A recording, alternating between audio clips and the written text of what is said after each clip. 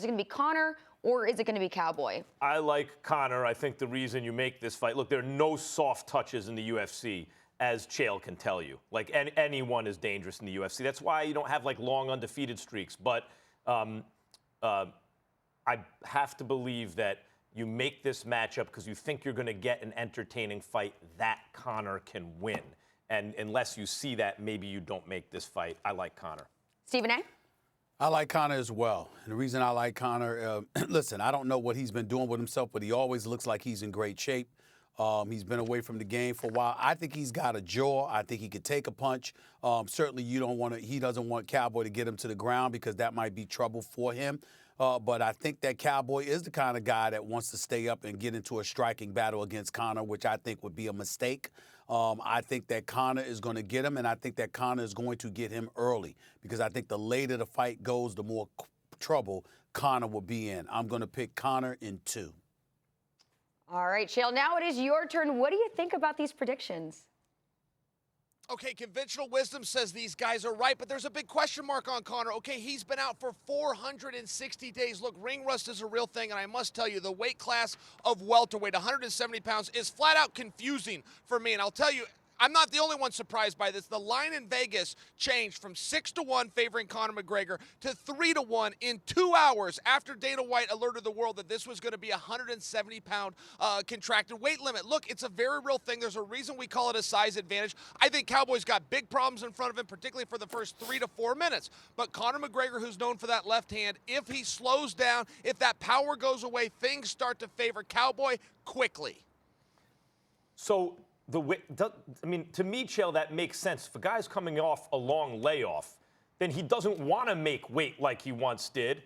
And so he's campaigning in a heavier weight class, but what's counterbalanced is by the fact that he's fighting a bigger guy, is he's fighting a guy who's not exactly on a winning streak, who seems to be choosing the wrong strategy to fight him, and he ostensibly didn't have to kill himself to make weight. Yeah, Max, Cowboy kind of has fallen for this, right? I'm going to stand up. I'm going to trade with Conor. Look, Conor's simply too fast. He's too powerful, and he's too dynamic.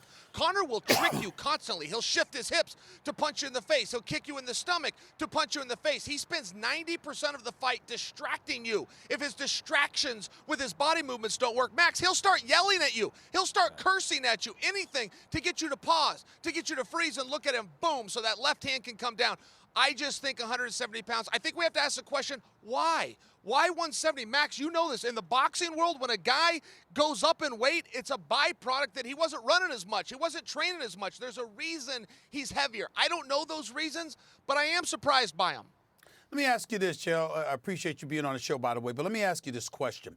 Cowboy Cerrone has had 45 fights. He's 34-11.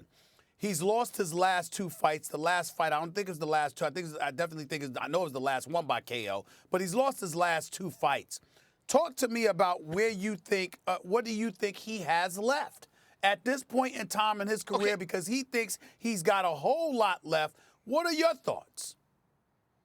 All right, and Stephen, there's a little bit of a misconception. In most sports, experience is a good thing. In most sports, the more you play it and the more you do it, the better you get. It's not that way in fighting. Look, the secret is you leave a piece of yourself in the ring every single time. More rounds is not better. More fights is not better. Something is to be favored to the fresher guy who's done it less time, who's made that walk less. I got to tell you, though, with Cowboy, he's very hit or miss. I'm aware of that, but he's also spread it over 2 different weight classes. He's been top 10 ranked at 155 pounds for a decade. He's been in the top 10 of the rankings at 170 pounds for a decade. This is a special talent. I agree with you. He lost his last 2. They were both by stoppage. But I must remind you, so did Conor. Yes, yeah, right, exactly. Of course, Conor was fighting, I got to tell you, the best pound-for-pound MMA fighter I've ever seen in Nurmagomedov. I just, to be honest, he's the best I've ever seen. And then Floyd Mayweather, one of the best boxers of all time in a fight. You know, he's not really a boxer. How important is it for Conor? Like, is this a win and move on kind of fight, look good the next time? Or does he need to not only win, but look good against Cerrone in order to stay marketable for maybe a rematch with Nurmagomedov or some other big fight? Well, I'll tell you, when a guy loses, what do? If you're good at campaigning and good at marketing, you go right into the excuse-making business. But Conor's excuse kind of's already out there. First off, he's been out for 460 days. How sharp do we really think a guy is supposed to come out and be? And the second side of it, Max, he can always say, I wasn't in my weight class.